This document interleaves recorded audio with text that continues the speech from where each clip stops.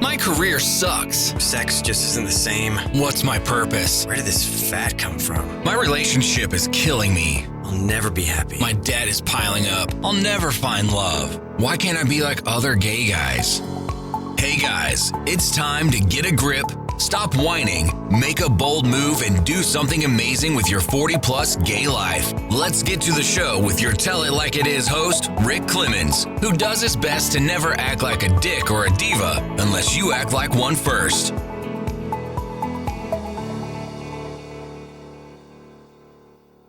Hey guys, welcome to another episode of 40 Plus Gay Man Gay Talk. And I know you guys, most guys, let's just talk about, sex and, having a good old time in the sack and those little things that we have erotica fantasies about. We all enjoy that. Most of us. I'm not going to say everybody, but a majority of us as gay men, that's like, hey, yes, I still love that stuff. In fact, I was having that conversation with my husband the other day, and he's like, you're still just a horn dog, aren't you? I'm like, yep, I sure am. But what's the importance of this in our world?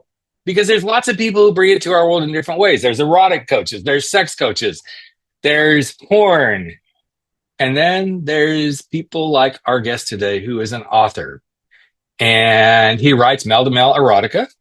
It's interesting. He told me he was actually born in a gay bar in East Hollywood, which I thought, well, that's interesting.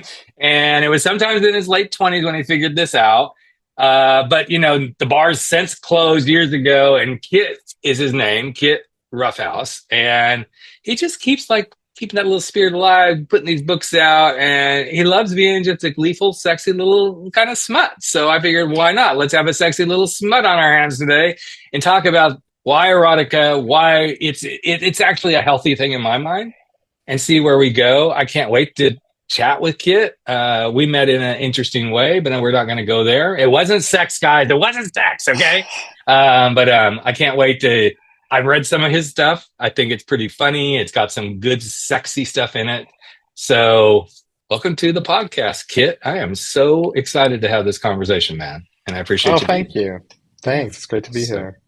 So 20 years old, born in a bar, and you're just going to be a big old gleeful, sexy smut. So let's start with how this all started for you. Well, I say that because, and we only tell the truth on this podcast. That's right. I like to think that Kit Roughhouse was born in the fault line. If you've ever been to Los Angeles, in the men's room of the fault line in 2004 maybe, Gotcha. Something like that.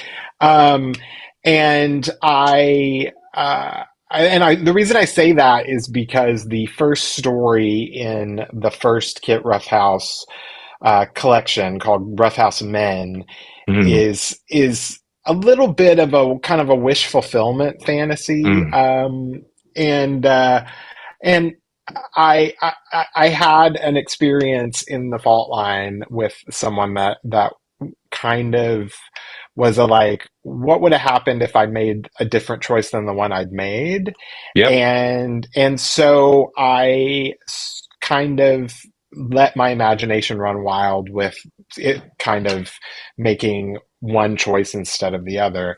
And so in Roughhouse Men, the first story, it's definitely fictionalized, but it has some kind of relationship to an event in my history, my personal history. And then basically everything I've written since is a little bit of a wild, playful fantasy, kind of spun out from that moment. Awesome. Do you find yourself, I'm assuming, because I know as an author myself, but my book that I wrote was really more my kind of memoir about coming out. But now that I've written 2 other books, which I'm getting ready to try to get published, a lot of it's coming from my observation of we beautiful little humans as gay men and the things that we do. And I'm assuming that some of this is you observe and you without naming names and all this beautiful stuff, you bring it into play in your stories, I would assume, right? Well, yeah. I mean, I have been going to bars since I came out of the closet in my 20s, and I've had fantasies about the bartenders. I've had fantasies about the dancers. I've had fantasies about guys across the bar that I never even spoke to. And I also I feel like I've romanticized gay bars as a sort of magical, welcoming space. And I don't actually think this is always the case. I mean, I know some people feel alienated by certain gay bars, and certain gay Of bars I like course. differently than others. But to me, there is something kind of lovely and idealized about certain bars, especially in my history and in my memory, and of course the nostalgic past, and and I kind of wanted to pay tribute to that. I will say too that even as somebody who spent a lot of time in gay bars, I don't always feel very comfortable in them, and a lot of Mm. times I feel like I'm the guy in the corner who doesn't know how to talk to people. And I don't, that's not a common, like, constant experience with me, but but what if I could write a series of stories where that kid finds his way in those spaces to the point where he's as much of an insider as anybody, Mm. and Hmm. so much so that he actually takes the name of the bar Right. as his surname. So in a way, I joke that Roughhouse, the bar, is kind of Hmm. my Barbary Lane. For those of you who know Hmm. Tales of the Yep. City, there's just a lot of hot sex in it, and that is kind of like this magical, enchanted space for gay men to find uh, uh, love and romance and sex and passion and humor and just a sense of belonging and freedom, and so that's kind of what Roughhouse, the bar, represents to me. And Kit finding his way in there is, it's in a way, it's kind of like I think it's a gift to the younger version of myself, Mm. because I didn't always feel like I did a very good job of finding that for myself. And But it's yeah, interesting. It's interesting, Kit, because what I'm hearing you say, and I think this is so important, okay, you can have some smut and some sex and good stuff in this, but you as that younger gay man sitting there on a bar stool, fantasizing about a bartender or the go-go dancers or whatever, and then, oh, that was a great fantasy, but it'll never happen. Or, oh, if it really happened, what would I do next? All these thoughts. Anybody listening, don't tell me you didn't have those thoughts, because you could be like, I'm totally cool. I am Mr. Gay Hero. I can walk into any bar and I can, whatever. And there are guys that are like that. But even those yeah, guys, at some point in time, their confidence wasn't there. And this is why I think books like what you write are, and other authors that write these same sort of things, are so important, because it doesn't really matter at what age you are in your gay life. You can be that teen, 20 something, early 30 something, still trying to find your feet in the world, so to speak. And you can be that guy that's 40 plus and suddenly, I'm out of a relationship, I don't know what's next, hmm, or you're recently coming out, or then you get to be an old fart like me at 62 and you're like, well, the junk's not working, so the only way I can get off is in my head. No pun intended there, boys. But I think it's really interesting to see, and I hate to say it, how life imitates art. And I think that's the beautiful piece of this. So, what do you enjoy most for you, not for the readers, for you, in being able to be in this creative space and be able to create these books? What's the thing that, no pun intended, gets you off, so to speak? right. Well, that's funny. Yeah, I want to answer this question in a million different ways, but it really was kind of a liberating act for me. I've Mm. considered writing male romance, male erotica. I have a friend actually who writes male female erotica and is quite well. Erotic romance might even be a Okay, strong gotcha. term Yeah. for what she writes, but she self-publishes and she's quite successful, and so she's been kind of an inspiration for me, and something that I've always wanted to emulate is her productivity and industriousness and all that kind of stuff, and so I've always kind of in the back of my head for years and years thought like, well, what if, and I remember there was a documentary that some of y'all may have seen called Moon Age Daydream about, and it's kind of this impressionistic artful documentary about David Bowie, and you see him creating these different personas throughout his career. And I walked out of there so inspired. I had created this whole persona, this whole name. I had a new name, and I wrote like a literary manifesto for what his writing was going to be like and what he was interested in. I was doing all this work, playing around with launching this, and I got saddled with the day job and various commitments, and I got nervous, and I got a little defeatist, and I got distracted. And then last fall, fall of 24, fall of 24, I got laid off. I was able to go on unemployment, and I thought, let's just start writing and see what happens. And for me, the pleasure of figuring out a story with characters that I both know relatively well, and I'm also in the process of discovering, writing fully for my own pleasure and satisfaction, and also trying to figure out a new approach to a form and storytelling.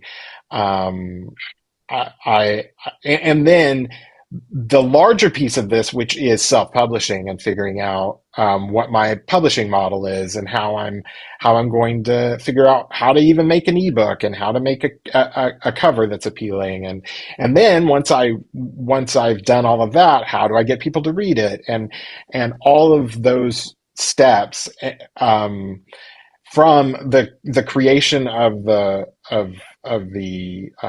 world and the storytelling and the persona of Kit Roughhouse to the execution and the continuation of it, have just been really pleasurable and joyful. I mean, the stories themselves, I feel like, are very much just my id in a nutshell. But also, I like to think that I'm doing more than just titillating, because a lot of the erotica I read is very specific to kink. It's very specific to getting off, and I can't write without being interested in character. So in all of my stories, I feel like my characters are working through a lot of the aspects that you were talking about earlier, issues of confidence, of purpose in the world, of this is a do or die moment where I take a risk or I retreat into old age, because I mean, I do have characters in different ages and different phases of life in these stories.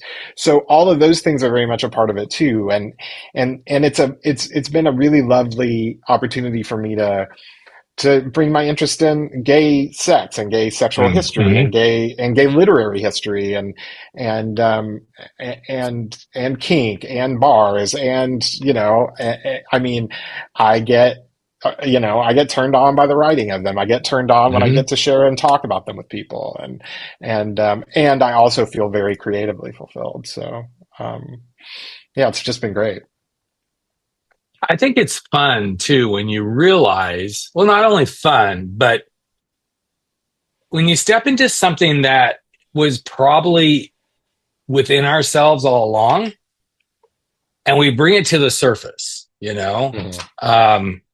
So I began this journey, I'm going to say, I mean, it was 2006 when I got laid off, but really 2014 is when things really started happening. I went through coach training, so technically 2009, and then things moved really quickly. Lived in the LA area, got some quick big hits right out the gate. Was on national TV and all that sort of stuff. But through all of that, one of the things that I really enjoyed the most, well, actually two things I really enjoyed the most: writing and podcasts. Once I started the podcast, which I fought, everybody who listens all the time knows the story, but I fought it. I'm like, I don't want to do that. Why would I want to do that? That doesn't sound like me. Blah, blah. And now here I am. I'm the bitch who's done over 900, almost 1,000 podcasts. So, you know, whatever, man. I love it. And it's more because of the same sort of thing. When I found the passion and then the purpose behind it to share stories like this and to tell stories why these things matter. And then to, you know, there's somebody sitting out there right now who's probably getting laid off from a job and like, oh my God, my world's falling. Okay, yes, it feels like your world is falling in. We're not going to discount that at all. But then to also give yourself the space and the grace to go, in this moment, what can I bring into my world? What is something I can now go explore that maybe I've been thinking I want to explore? And I love that moment, you know, it's never easy, like losing your job, but it actually inspired creativity. It gave you a path, and it gave you something that you're actually, you know, like, I'm really interested in doing this. And, you know, maybe sometimes living out your own fantasies on paper, not telling everybody that this is truly your real fantasy. So I love it, man. Yeah. It's really cool. Yeah.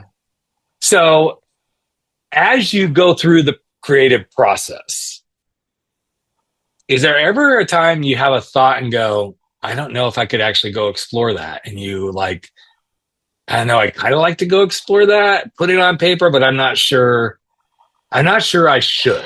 So it could be like, I don't know, anything, kink, BDSM, you know, fisting, or I don't care, whatever. And you're like, Right. I don't know if I want to go down that path. Have you ever had those moments where it's like, I don't know if I can go there? I feel like once I made the decision to write about these characters in this world in this way, I kind of made a deal with myself that I was going to pursue the story to the extremes that it needed to go. And and I will say that as I work on this, there is always a voice in the back of my head that thinks, "Oh my God, like what I just wrote." Or okay, so I'm going to interrupt you there. Yeah. Whose voice is that? Is that your grandmother's, your mom? Oh, it's my. I mean, it's. There are a lot of voices there. Like, one of them is the voice of the guy who's always wanted to be a great novelist, or you know, a writer a serious writer. Let's say it that way. Like, I've always wanted to be a serious writer, and I'm writing. When I read back some of the work that I have written, I just think to myself, this is like. This is the purplest prose. This is the wildest, like, most ridiculous, like, writing. But, and I don't say that to criticize myself, because I actually really, I feel like I'm expressing something very, like, intentional and consistent and artistic. It's just in a very specific space. And as I have that, like, that serious writer, like, snob voice in my head, I also have the counterpoint, which is like, fuck high art, fuck serious writing. Like, let's, you know, that, like, what good did that ever do anybody? Like, you're an artist, like, you need to make what you need to make. And like, and this is it right now. So, I mean, that's one voice. I mean, yes, there are moralistic voices in my head. Like yes, I would be a little bit mortified if my parents read any of this work. Like, you know, like, right. But once I'm in the story, I serve the story. And I've written scenes that, there was one scene in particular I was telling a friend about this. I like to think I've had an eventful sex life, but we all have our own kind of, like, adventures and whatever. So there are times in the story where I think it needs to go somewhere narratively, and I haven't literally experienced that. And I went to OnlyFans for research, and in one scene, and found a video and took some notes, and I wrote it, and I feel like that scene came out really nicely, and it did have narrative function, and so, I mean, I feel a little goofy talking about it in that way, but I honor the story and the characters and the situations, and and the stories are often puzzles. And like this most Mm, recent story I wrote, Me and Mr. Beard, which I just published in December, I had a basic spine of Kit, our hero, right. reconnects with his old high school professor, high school teacher that he had a crush on, and they flirt, and then they eventually literally connect, and and these characters were kind of popping up that I didn't really have a plan for, Mm, and so as I was figuring out the story, I kind of just kept leaning into the moments that they would arrive, and they surprised me, because if I'm serving and following the story, right. I've got to write the Right. edgy scene that is Yeah, gonna that's be you. the climax of It's the got to be that. characters, It's got to carry that whole thing, because once you start, you better go all the way. No pun intended. Yeah, But yeah, it's yeah, interesting that you're saying that. Um, it's probably been 3, 4, probably even more than that. Yeah, 3 or 4 years ago, I was considering another erotic art author, and then he got sick, really sick, and we never did the show. And so I was talking to a friend of mine about it, like, oh yeah, I love reading his stuff. And he goes, have you ever heard him on a podcast? I'm like, no, I've been trying to find a podcast. And he goes, so I don't know, something happened with this author where everything just kind of disappeared because he either got yeah. sick and passed away or something. Okay. He goes, well, I remember listening to him on a podcast, and he kept using this phrase, just slip the fist, just slip the fist. And finally, the host said, what do you mean by slip the fist? He goes, oh, it's one of my characters. They love to just go hoe around and everything. And they love to have their bunghole played with and everything. And finally, the character always says, just slip the fist, just slip the fist. And they're like, the character says, that's it. I take it raw. One fist, just go. And I'm like, oh my, this is like really erotic. Well, erotic and also like, I don't know. Can anybody just slip the fist, you know? It was just so funny because I was like, what an interesting thing. So like when I'm like in a really Yeah. big mood, I like, oh man, I just need to go slip the fist. I don't say it to everybody, right? Because I'm not into that myself. It's like, it always gets like interesting reactions to my gay friends. They're like, what do you Yeah. mean? What do you, Yeah. are you telling us? And I'm like, nope, not me. But and so then I get to tell the story. And usually it's like, okay, I needed that release. So no pun Yeah. intended once again. But Right. so through this whole experience, Kit, I know for me, as I'm writing the books I'm currently writing and going back to Frankly, My Dear, I'm Gay, I learned so much about myself. Like the way I even show up in life is different now. How I see the world. Each time I'm writing, I see the world through a different lens. I'm like, oh wow, I just wrote that, and that's me like working Yeah. out some shit, right? Yeah, absolutely. I'm sure you feel that same way in so many ways. Well, yeah, and this is something I've been negotiating with for a while. I mean, thinking about how I want to present myself professionally as Kit Roughhouse as a writer, Right. and because I do have an identity as a writer that's different from this, and Kit Roughhouse may be the first of many iterations. I don't know. I've been writing this work for a year. I'm really happy with it, and feel like I'm just kind of like starting to build and grow into it a little bit. But I mean, the things about all of these, it's funny that they all seem kind of like microcosms of a larger, I think, aspect of what I struggle with constantly, and that's the issue, the notion of exposure and reserve. And so how much am I going to reveal about myself and my sexual interest, and I say that as both an author and the characters who are going through similar things. So it's just been really interesting to me, even as I'm writing these stories and just figuring them out narratively. I find myself writing over and over and over characters who are in various stages of deciding how much to reveal about themselves and how much to conceal about themselves. And that is, I mean, and that, well, I think it's a kind of an archetypal gay struggle. And it starts with the closet, but even once you come out of the closet, you have to decide, how out am I going to be at work, and how out am I going to be in relationship to my family versus my chosen family. And also, obviously, the outness is kind of a spectrum. Like, we're not always the same thing to all people at all times. And so I see that happening over and over in the writing, and it's one of the Mm-hmm. reasons why I'm proud of it as more than just like something to get off to. Even though, like, if Yeah. you get off to it like that, I feel really proud of that. Right. but Exactly. but What, you read that whole scene and you're not hard? What's wrong with you, yeah, bitch? yeah, exactly. So I definitely want that to occur. However, Yeah. I also am proud that I think that there is relatable character and story content that is about more than the kink or the sex act, and that there is storytelling that is connected to, I think, certain fundamental aspects of my own um, path as a gay man, having been out of the closet for about 25 years now. So You're so I'm proud young. of that. 25 years out of the closet. My goodness. I know. 25 years.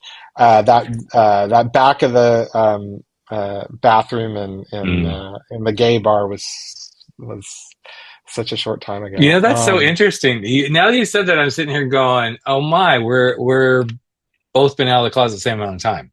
Oh wow, yeah, Yeah, I came out in 1999, but I was 36, so yeah. I'm much Okay, older than you. okay. As you were talking through that, one of my favorite conversations I had, and I'm pretty sure it was on the pod, not this. Well, no, it might have been on this podcast. I had two podcasts, so I'm trying to remember. When you've done 1,000 shows, it's kind of hard to remember. But Yeah. I've interviewed a couple of people in adult entertainment, Mhm. and I remember one of them. We got into the conversation about the money shot, right? Right. And they're like, yeah, it can be either really good, or it can be like, just, it can all be acted out and everything. They usually catch the money shot with the person who's really having the money shot. Mhm.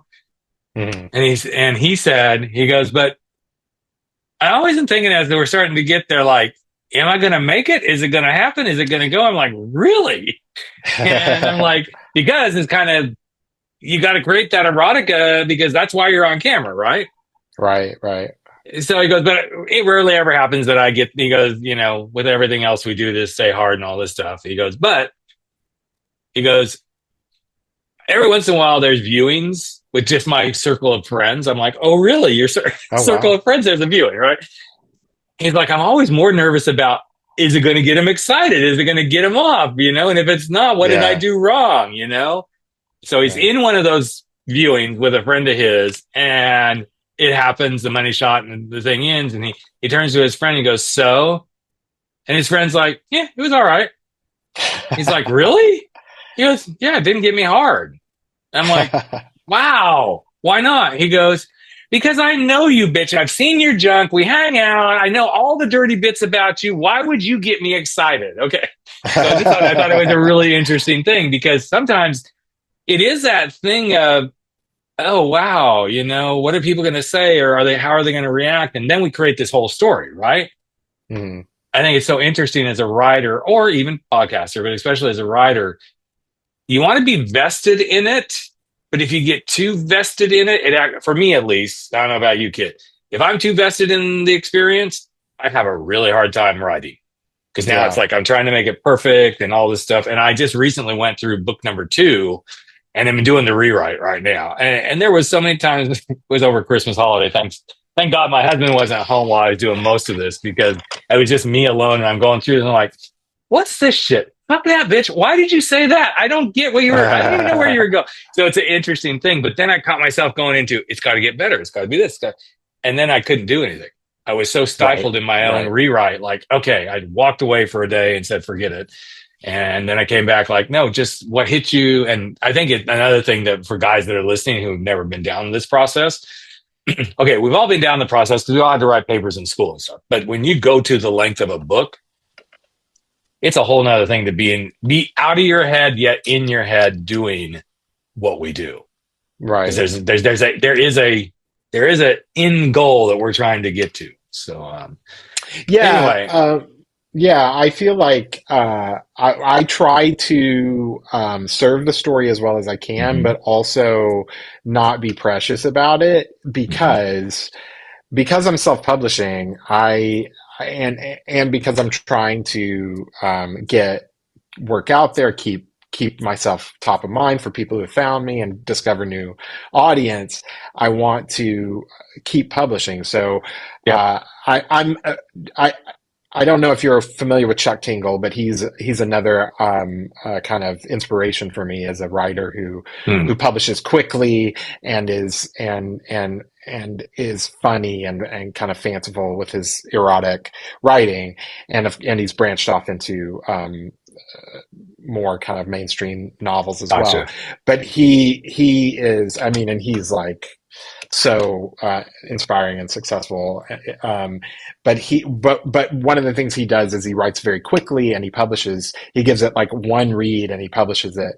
And Wow. and I'm a little bit too. I am a little bit more precious than that. But I have a friend. I call him Husky the beta reader.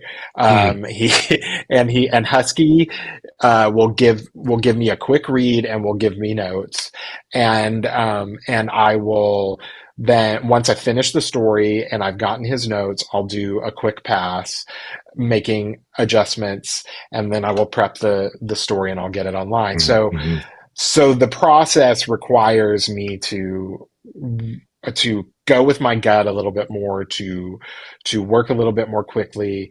In some of my other writing, yeah, I mean, I've done draft after draft after draft after draft, and I'm still not happy with it. But this and that is a really lovely bit of freedom that I Mm. found with this writing too. Is that I'm like, I know what I'm trying to do. I've reached a point that I feel like I've done it. I'm hitting publish, So Yep. I've loved that. Well, send some of that send some of that mojo over to me because I'm like, oh, it's gotta be to this. But well, Right. I'm so glad we connected, man, and for sharing and giving us your story and how you continue to do it. So I'm gonna ask one last quick question. Like, what's your goal? Like, is there a goal like this many books per year? Are you just like Well, going with the flow? What's the big picture look it's like for you, man? it's a really good question. I'm definitely figuring it out as I go along. The first stories came rather quickly because I had more time on my hands. Unemployment Because runs out. you're a premature ejaculation guy. They came really Yeah, quickly, so right? right. Yeah. Yeah. Well, yeah, actually. And I'm working on that though. Okay, you're working on both. The That's good to know. right. But unemployment runs out, and I've had to spend a little bit more time trying to make a buck, which Yeah. cuts into time writing and publishing. Right now, I have plans for two more stories, and then I'm gonna regroup and see what's next. My to explain the world of Roughhouse a little bit more, I have three series. One is Roughhouse Men, and that's told from Kit Roughhouse's perspective. Yep. The other is Roughhouse Films, which is told from Duke, the alpha bartender of his Mhm, dreams mhm. perspective. And then there's the third set of stories, which is Roughhouse Action, which is told from Coach Joe, the third in the triad, who's Mhm, mhm. as adorable as the other two. And so I now have written uh, a longer form story in Kit's voice. I want to do one in Duke's voice, and I want to do one in Joe's voice. So those are hopefully forthcoming soon. And after that, I mean, I'd like to do more. I have outlines of storytelling with more fun and adventures with these guys, but that those the next two stories I have a little bit more concrete plans for. Nice. But all of those things are available on Amazon Kindle Unlimited, and you can find me Yep. by searching Kit Roughhouse there. Yep. Cool, man. Well, we'll have all the links to everything. So if you guys are interested, and don't say you're not, yeah, I hope we've piqued some interest here. But also, you've been a very big inspiration in my mind to guys who may be going, great, I just lost a job and now what am I going to do? Or I've wanted to pursue something, and it's a matter of putting your heart and soul into it, even a little bit. And suddenly once you feel the bite, then you keep going and making it happen. So anyway, Kit, I so appreciate you, man. Thanks for spending time with me and my listeners, and thanks for giving of yourself and putting some cool, creative stuff out there in the world to help gay men enjoy living their life better. So thanks again. Yeah. Well, thank you. That's a wrap for 40 Plus. Gay men, gay talk, where size doesn't matter. We drop our bullshit, get over our screwed up fears, make bold moves, and live life without apologies. Don't forget to join us on Facebook at 40 Plus, Gay Men, Gay Talk, where the conversations continue.